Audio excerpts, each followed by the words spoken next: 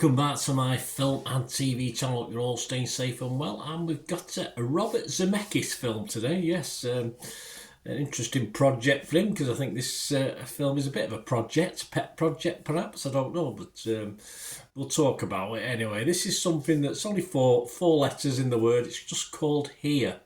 A 12A certificate, 104 minutes, a drama produced and directed by the aforementioned director Robert Zemeckis, and it's based on the 2014 graphic novel by Richard Maguire. It's not a Marvel or anything like that. It's not one of these action things. It's interesting. It would have been an interesting graphic novel, and you can see the elements in that. It sort of echoes the source material, and it's told in a non-linear fashion, this one, and it covers the events of a single spot of land and its inhabitants, spanning from the distant past to the 21st century. During the film, the screen is often subdivided into multiple panes, so other things going on at once, different time periods.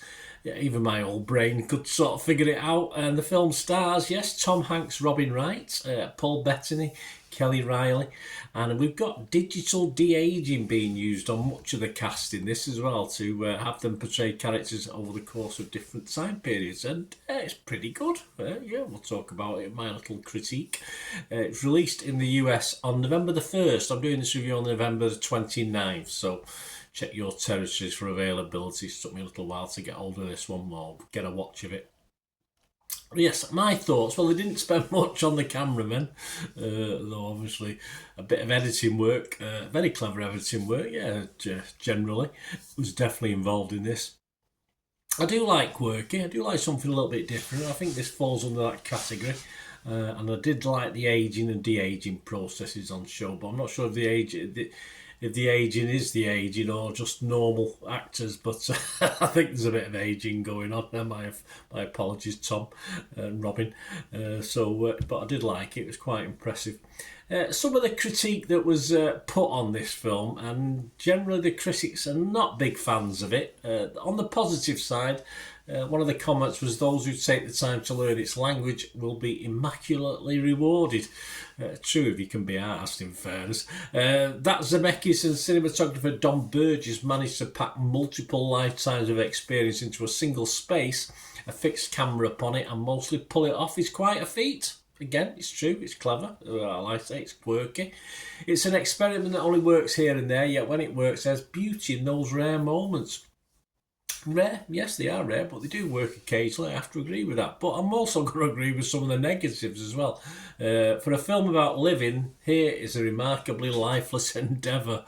I wouldn't say it was totally lifeless, but it is a bit sketchy on the actual stuff going on screen basis. Someone said entirely predictable and utterly dull. I didn't find it predictable particularly. I was quite interested all the way through it, and 104 minutes flew by, so I didn't think it was overtly dull either. The biggest pile of schmaltz you'll ever see this year. I don't know, I'll have to agree with that one. The history of the world peaks with the possibility of mom and dad getting a divorce. Yes, that's true.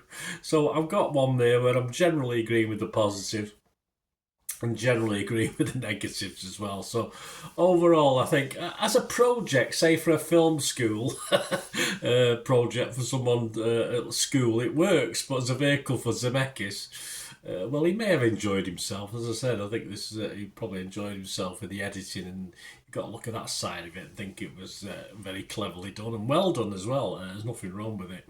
And it was watchable for me due to that element, due to the presentation, due to its quirkiness. And Hanks and Wright, of course, are always watchable, despite not much on-screen action, if you like. And when I say action, I use that term very, very loosely. But it's not a film I could heartily recommend. That's a problem. So my scores on this, I am going to be fresh. I can't be rotten. I have to be fresh on this one. But I am mixed if it was on Metacritic. And I'm just going to give it my bare minimum score. As I said, if I give it a 6, that means it's watchable for you. But I can't recommend this to you. You might like it, you might not. And I thought it was okay. It wasn't a total waste of time. As I said, the time flew by while I was watching it. It did on screen as well, as time flew by from whatever century we went back to, with Native Americans, of course. Can we call them that? I have no idea what we can call people these days, but till modern day, of course. But the sets for the house were quite nice because that obviously changed in the period, and that was interesting to watch as well. I believe the Disney, one of the Disneys does a similar thing, like a presentation of this on like a stage show, but it's something I didn't see while I visited Disney, but it's a long, long time ago. So I'm going to give it a 5 out of 10, which is my minimum score. I think it's worth the score.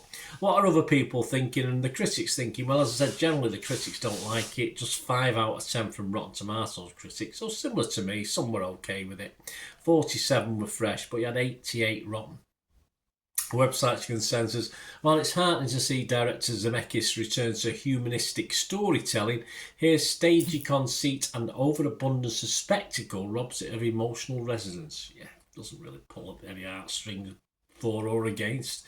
Metacritic just give it 40 out of 100. That's based on 35. 6 were positive. 17 mixed like me. But we had 12 negative, which is a big chunk. What about Joe Public? Well, generally okay. Rotten Tomato users 3.4 out of 5, so that's fine. 59% positivity, so that's good. Metacritic users, oh, they didn't like it, 4.4 out of 10. But there's not many, only about 50 or 60, I think, of those. But we always have a look at Internet Movie Database, don't we? That's the big look at Joe Public. And over 4,100 scores and reviews as I'm recording this, and it's getting, yes, a watchable 6.2. So, yeah, I'd imagine the score will hover around 5.5 to 6 to this 6.2. I can't see it increasing particularly. So there you are. It is sort of liked. As I said, I thought it was okay, but I couldn't heartily recommend it. Have a watch anyway, guys. Let me know what you think.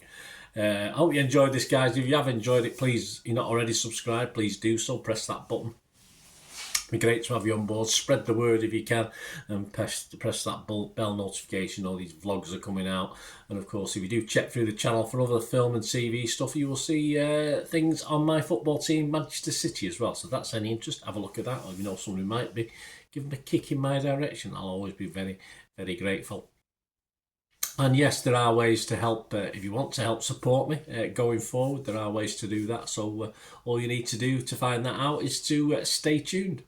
Right, a quick shout out before we go for my sponsors at the moment. Piat 6505, they've got a little eBay shop. They sell movie posters from the 1990s and 2000s. Some great films, some great actors. So please check the link in the comments section below and you'll go straight to the shop. I dispatch everything between 24 and 48 hours. So if you see anything there, you want to order it, you can also mention my name. I mean, they are sponsoring me, so I do my little deal as well, so you can get 10% off if you buy anything. Just mention me, so say Bernard sent you, and they'll give you a 10% reduction on your order price. My thanks to Piat 6505. If you're interested in sponsoring the channel yourselves, guys, supporting the channel by sponsorship, just let me know. My socials are on screen there, so just contact me about that and we can have a chat. Other ways to help me out, guys, if you watch the ads, if the ads on this YouTube ads, that helps in a very little way, but it all helps. All, you know, watch the pennies and pounds look after themselves, they say, don't they? Or the pennies or the 10p's look after themselves. But if you watch the ads or follow the links on the ads as well, that's always a nice way to support the channel. If you sort of hang on for it, I've done that. I watched other people's and followed the ads, something I fancied, which does happen from time to time. Of course, you can support me by pushing that subscribe button as mentioned earlier, and that of course pressing the button so you know when these vlogs are coming out. And of course I'm always interested in your opinions, and of course you can give us a like, that'd be wonderful as well. So thanks for watching, guys. Hopefully I'll join you very, very soon with something else. Until we meet again, I'll never ask one thing, don't I? Please stay safe, everyone. Bye for now.